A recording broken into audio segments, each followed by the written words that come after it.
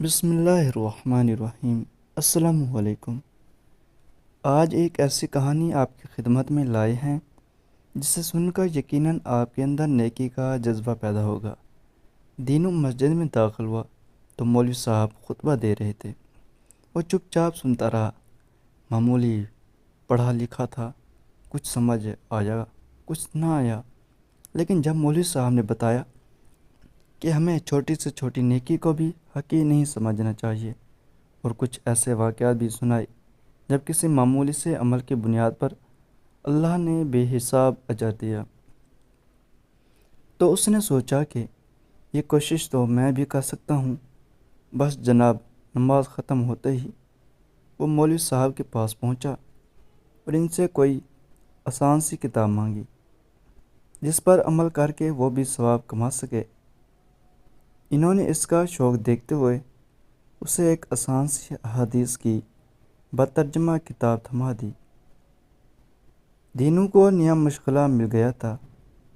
روز کھیتی کے کام سے فارغ ہو کر کتاب پکڑتا اور ہجے کر کر کے پڑھتا۔ سردیوں کے دن تھے، اس کے بیوی بچے اپنے میکے برابر والے گاؤں میں گئے ہوئے تھے۔ اس نے باہر جھانکا، ہر طرف خاموشی تھی۔ کبھی کبھی کسی چرند پرند کی آواز سنائی دے جاتی یا کوئی اکا دکا دیہاتی گزرتا نظر آ جاتا۔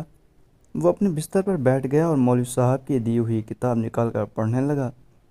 حضرت ابو ہریرہ رضی اللہ تعالی عنہ سے روایت ہے کہ رسول کریم صلی اللہ علیہ وسلم نے فرمایا، قیامت کے دن اللہ عز و جل ایک شخص سے فرمائیں گے، اے ابن آدم، میں بیمار ہوا تو نے میری عیادت نہیں کی۔ دینو چونک گیا اور حیرت کے عالم میں آگے پڑھنے لگا، اے ابن آدم، میں نے تجھ سے کھانا مانگا تو تم نے مجھے کھانا نہیں کھلایا۔ دینو مزید پریشان ہو گیا، اسے تو پتہ ہی نہیں تھا کہ اللہ کو بھی یہ سب چاہیے ہوتا ہے۔ اس نے اٹک اٹک کر آگے پڑھنا شروع کیا، اے ابن آدم، میں نے تم سے پانی مانگا تھا، تم نے مجھے پانی نہیں پلایا۔ دینو کی آنکھوں سے آنسو نکل آئے۔ اس نے کتاب بند کر دی۔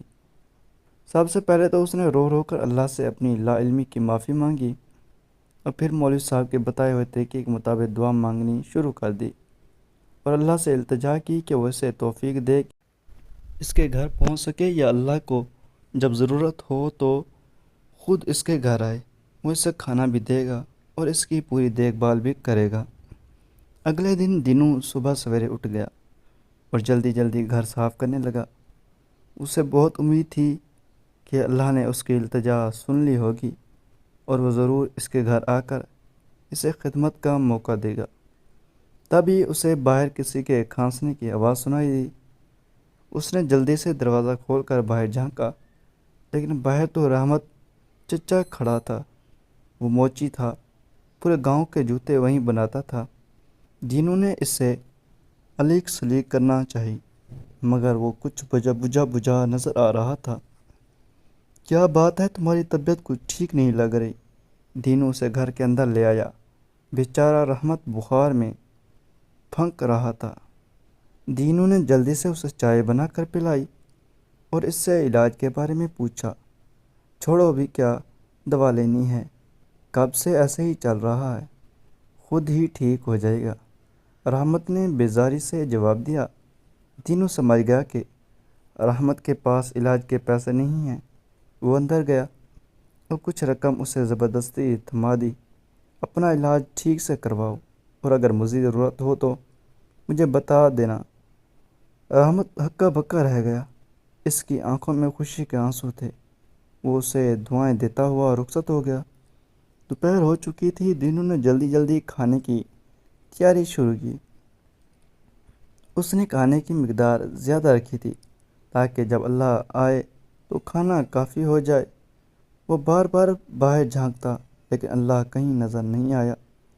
وہ تقریباً مایوس ہو چکا تھا کہ اسے کریم نظر آیا جو صبح سے شام تک مزدوری کرتا تھا۔ کریم نے اسے بتایا کہ اسے کئی دن سے مزدوری نہیں ملی، گھر میں اس کے بچے بھوکے ہیں اور وہ آج بھی مایوس گھر جا رہا ہے۔ دینو کو یہ سب سن کر سخت افسوس ہوا۔ اس نے کریم کو اپنے کھانے میں شامل کر لیا اور جب وہ جانے لگا تو راشن اور کھانے کا پارسل بنا کر اسے تھما دیا۔ کریم اسے تشکر بھری نظروں سے دیکھتا اپنے گھر کی طرف روانہ ہو گیا۔ دینو کو رحمت اور کریم کی مدد کر کے بہت اچھا لگ رہا تھا، لیکن اندر ہی اندر وہ کچھ اداس اور مایوس بھی تھا۔ پورے دن انتظار کے بعد بھی اللہ اس کے پاس نہیں آیا۔ کہیں اللہ اس سے ناراض تو نہیں؟ یہ سوچ کر وہ کچھ پریشان سا ہو گیا۔